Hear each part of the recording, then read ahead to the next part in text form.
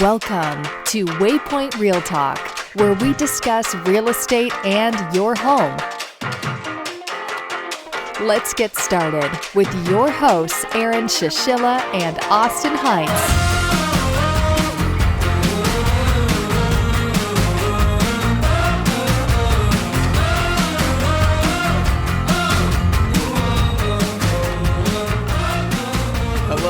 Welcome to Waypoint Real Talk. My name is Aaron, and today we have an awesome podcast here with Crystal Brady. Crystal, today we're going to be talking about this situation with the real estate market. Yes. How it's totally on fire. Everybody's screaming. I'm seeing those TikToks and Instagram reels where it's the realtor's like, now we wait. And then all of a sudden they grab the buyer's hand and they start running. They offer $50K over asking price. The buyer is screaming, and I'm sure that you're dealing with a lot of emotions. Absolutely. This is where we've landed. You are correct. Yeah. So tell us what's going on in the market today. I know you have some awesome quotes that you also want to share from some articles from like Forbes, and we'll get into, is there going to be a bubble with this market? Yeah, I think that's the big question right now. People are feeling uncertain about the market and the direction that we're headed. There's a lot of fear and anxiety because of the 2008 financial crisis, and people are really concerned about where we're headed because they see how rapidly things are appreciating and the multiple offers. So a question that I get all the time is, are we in a bubble? Do I have to worry about my home losing value? What's going to happen over the next year or so in this market? What direction are we headed in? So the quotes that I wanted to share with you, I think this is something that I really concur with. So these are smart people at Forbes, chief economists, and this is their opinion on a national level as far as where they think we're headed. So one of the quotes says, the nationwide housing boom hit a new benchmark in March as housing prices jumped more than 11%. But experts say growth will likely taper off in the second half of the year as intensifying unaffordability narrows the pool of potential buyers, pushing down demand. I do agree with that. It's a supply and demand issue, and we are going to start pricing some folks out of the market, which should help us slow things down just a tad. The other quote that I wanted to share is from Greg McBride, a chief financial analyst at Bankrate, and he also shared with Forbes that home prices are rising at an unsustainable pace, but as supply and demand return to somewhat of a balance, a plateauing in prices is more likely than an outright decline by later this year or early next year. So that's for those folks that are concerned about homes going backwards and them losing value. We don't really think that's going to happen on a national level when you hear what the experts have to say. So those are some of the things that I wanted to get into today. Yeah. So what is actually going on day to day in your world then in the Tampa Bay market? If, prices are surging, what are buyers having to do and what are sellers having to do? Yeah, so the bidding wars are real right now. If you are a buyer and you want to purchase a property, you definitely need to have some assets available. You're going to have to pay over the asking price and compete against quite a few other buyers in most situations. And we've kind of gotten to a point where you really need to be able to pay over the appraised value out of pocket, which is going to be additional funds than most buyers used to plan for in the past. We used to plan for down payment and how much you need for your closing cost. And now you have to plan for all of those expenses plus probably some extra money to make up the difference on an appraisal gap. So if you're not in a position where you have extra funds to do that, or you need money toward your closing cost, those people are having a really difficult time getting into homes right now. On the seller side of it, obviously it's a great time to be a seller. So if you list your home, in most cases, you can pretty much guarantee it's going to sell, in the first 24 to 48 hours, or that you'll at least have several offers. I have listed properties and received as many as 35 offers on one home. That was just a couple of weeks ago. So I'm seeing on average anywhere from 5 to 30 plus offers on properties that I write for my buyers and also on my own listings. So that's the reality of where we are now. But I got to tell you, every month that goes by, buyers and sellers up the ante. Sellers are asking more money for their property because they know they can get it. They're being more selective about the terms and the offers they pick. And buyers are up in the ante by throwing crazier terms out there, like, well, I'll just waive my inspection. on an as-is contract, which puts them in a very vulnerable position. Things that I would not necessarily advise my buyers to do under any circumstance, nor I would do myself if I were purchasing. But we're starting to see the emergence of some trends that are maybe not the best idea for buyers, but out of desperation, they're doing it. How did we even get here? Obviously there's Yeah. COVID, and obviously, like we heard, people are not willing to sell their homes.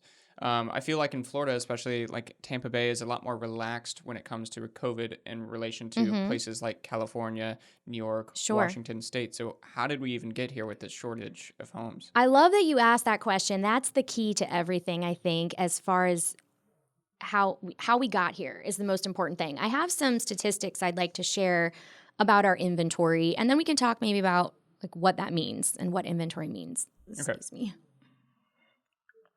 So our inventory has been a problem for a long time, pre-COVID, in the Tampa Bay area. And so for us, this is not necessarily anything new. What is new is the level at which we have fallen with that inventory, and that's what's created the current situation. So several years ago, probably for the last, I would say, 5 to 6 years, we have been in a consistently low inventory situation in the Tampa Bay market.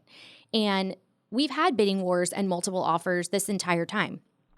I was writing multiple offers on homes. If it was move-in ready and priced appropriately, then it was selling quickly within usually a few days or a week with multiple offers. The difference is it might have 2 or 3 offers and not 30, like where we are now. And that's all directly related to supply and demand and the inventory situation. So the statistics I'll share with you, let's just look back every April for the last 4 years and see where inventory's been. In April of 2017, inventory was 3.8 months. In April of 2018, inventory was 3.6 months. 2019, 3.2 months. And 2020, 3.2 months. And this year, in March, I don't have the April stat yet, it hasn't come out, but March 2021's inventory was 0.7, less than 1 month of inventory. So what does that month mean? Yeah. Like 3.2, 3.6. So let's talk about that. We measure inventory in that term, months of inventory. And that is basically, if we were not to list any new properties starting today on the market, it would take 0.7, less than 1 month, to sell what we currently have on the market. So if it's 3.2, it would take 3.2 months to sell what we currently have if no new listings come on the market. So in a normal market that is not a buyer's market or a seller's market, but let's just say a perfectly level market, that would be 6 months of inventory. Okay. So you see the problem. Yeah, so we were already... Yes, but you see, I just gave you the stats for the last 4 years. We were already averaging 3 months the last 4 years consistently, which means we were in a severe shortage already. Now, what happened is last year in our market, we shut down in March and April, right? We were all on stay-at-home orders. Real estate was an essential industry, and people could still buy and sell houses during that time, but nobody was. Everyone was fearful. They were told they needed to stay home. It wasn't safe to go out. So nobody was wanting to put their house on the market and have a bunch of strangers walk through it. And buyers were reluctant to go look at houses for the same reason. So there were 2 whole months that there were no new listings being generated. And with no new listings being generated, soon as the governor reopened in May, buyers sprang right back into the market. They were like, we've been at home for 2 months. We've decided we really don't like our house. We need to buy a new one. Interest rates are low. This is the time. Let's get a deal. And they all sprung back into the market, but we had lost 2 months where nobody was putting houses on the market. So we came back with a shortage, and then buyers were in full force and ready to buy. And ever since then, ever since May, if you look at the stats, our inventory has been going down, down, down. We went from 3 months to 2 months to 1 month to now less than 1 month. And ever since May of last year, we have seen a big increase in the bidding wars, and that's why we have landed where we are. So that is the problem now. The thing with inventory, I always tell people, is imagine if 6 months is normal. In a 6-month inventory situation, it's neither a buyer's market or a seller's market, right? We're saying it's level. In a level market, you still get about 2% of appreciation per year. So if you're a seller, you're still gaining some equity, even if it's not a seller's market, which is good news for you. So at this point, we could quadruple our inventory and still be in a seller's market. They would still have the advantage. And that's why we've been seeing the huge equity gains that we've been seeing. It's all a supply and demand issue. Right. So obviously we have a lot of new construction that's trying to come into play. Yeah. And even new construction, I've heard shortage of lumber and a lot of materials to where they can't build these homes. So Tampa Bay was already in a hole of, we were in a seller's market because we had 3 months of inventory. Yes. And now we're at 0.7 months. What does this look like for the future? And, tapering off, do we see this getting better? Do we see this if I'm a buyer, should I just wait? Yeah. So new construction specifically, let's just talk about that for a minute and then make sure I answer your question.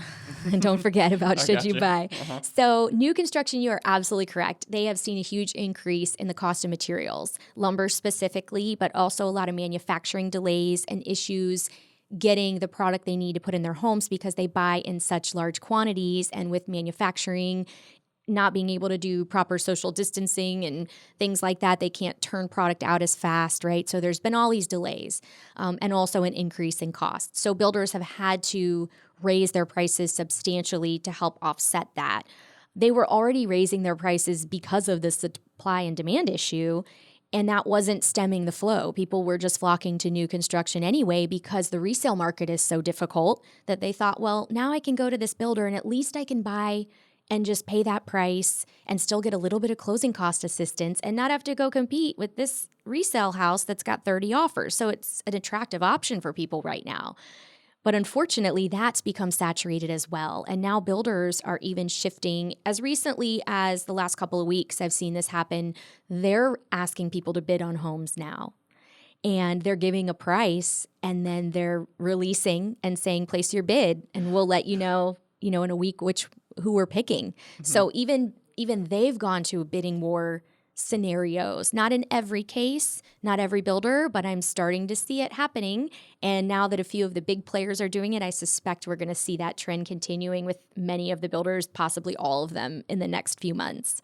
Some of them have really long waiting lists, and you might be 30 or 40 down on a waiting list, and you're never going to have a shot with that many people on a list. So there's big issues with new construction as well. Unfortunately, it's not easy to pick one of those up. So as a buyer, you're kind of just, you're in a pickle. You are, yeah, definitely. Patience is key. Maybe having a plan. If you have a hard, fast closing date that you need to be out of your current place and into your new home, probably not a great market for you because that's risky. So things like that are definitely big considerations. To get back to your question, as far as should I buy right now, that is a big question I get. A lot of people say, well, you just told me all this about the supply and demand and the bidding wars and what I have to do to get a house. I'm just going to lay low and wait until all this dies down. Okay.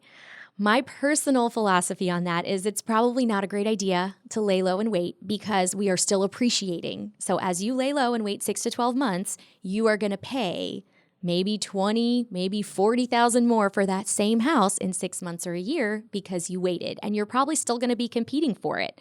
I don't think that's going to go away. I do think there will be a slow in the activity in terms of we're going to start pricing people out of the market.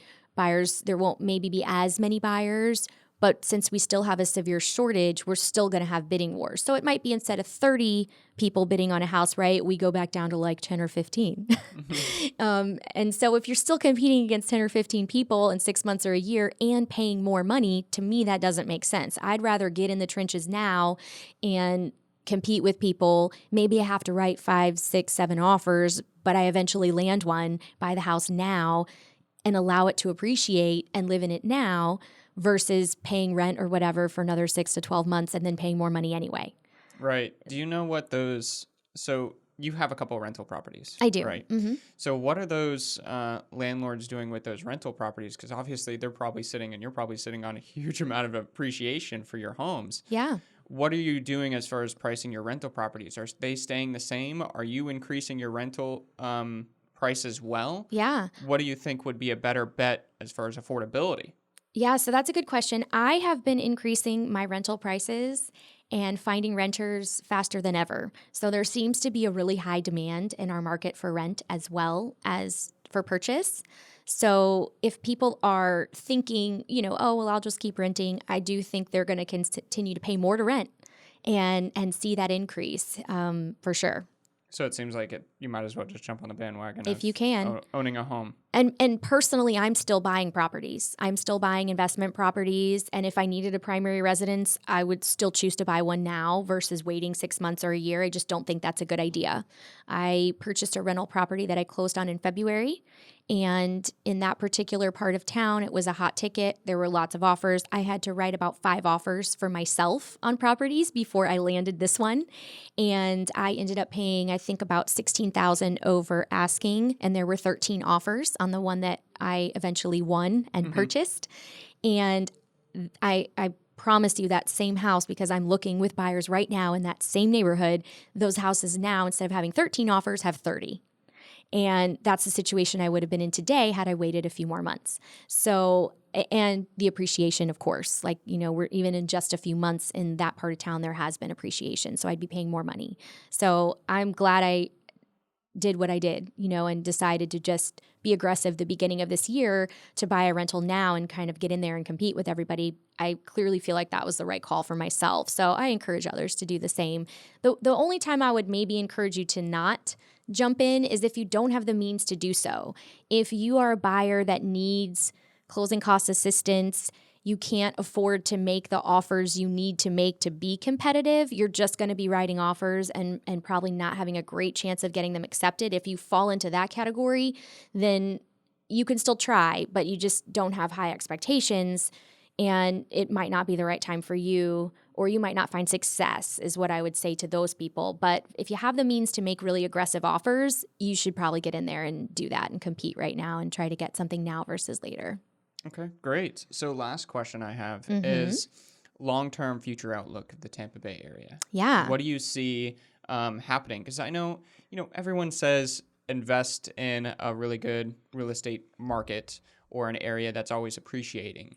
With Tampa Bay just being having already such a shortage, what do you see the long-term asset increases or appreciation increases for the Tampa Bay area? I think they're very strong and they look really good. And it's due to the supply-demand issue that we spoke about earlier with the inventory.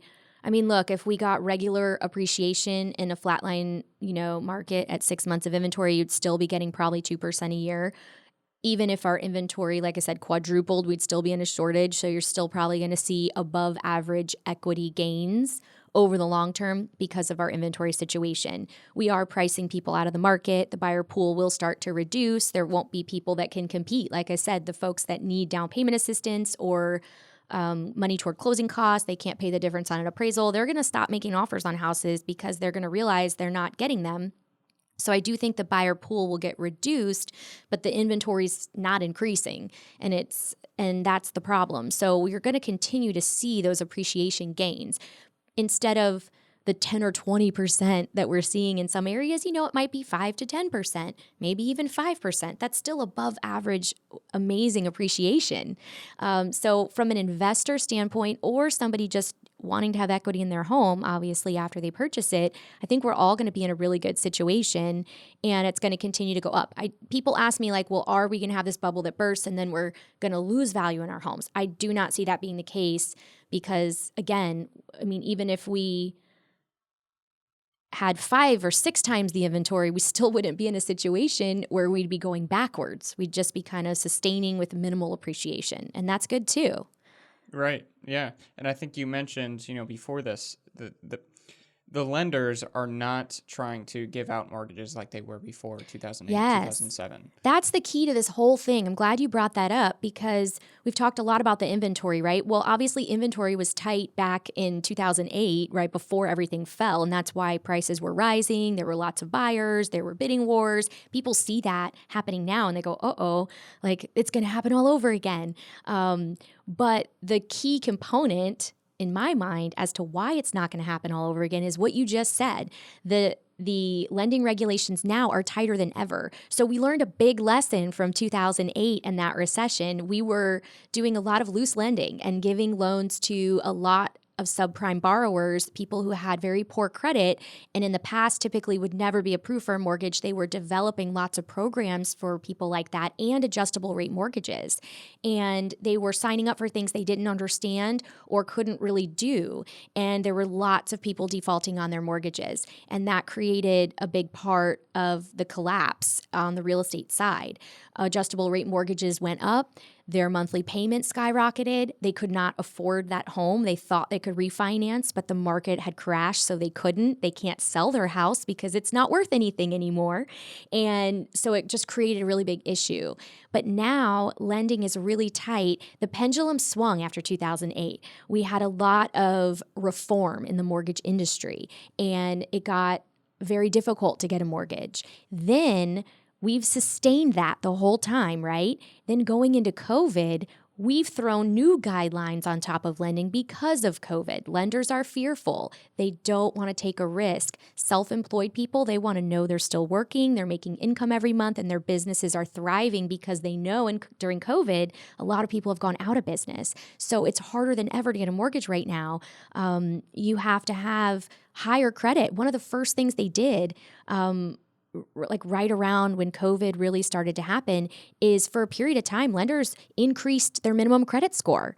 And it was a 620 and it jumped almost overnight to like a 640 minimum requirement. So there are no subprime mortgages happening like they were before. There's a few, but not an abundance of them like we used to see. And that's going to keep us protected as well. That's a really important piece. Well, there you have it, everyone. Thank you so much, Crystal, for coming out. Absolutely. Thank you. For those buyers that are wanting to get in on this market, get a lot of the appreciation, where can they find you? Oh, yeah. You can go to my website, tampabaybrady.com, or find me on Facebook under Tampa Bay Brady. Awesome. So we'll leave Tampa Bay Brady's information, Crystal Brady's information, down below in the description if you want to check it out. We appreciate you guys listening, and thanks so much. Till next time.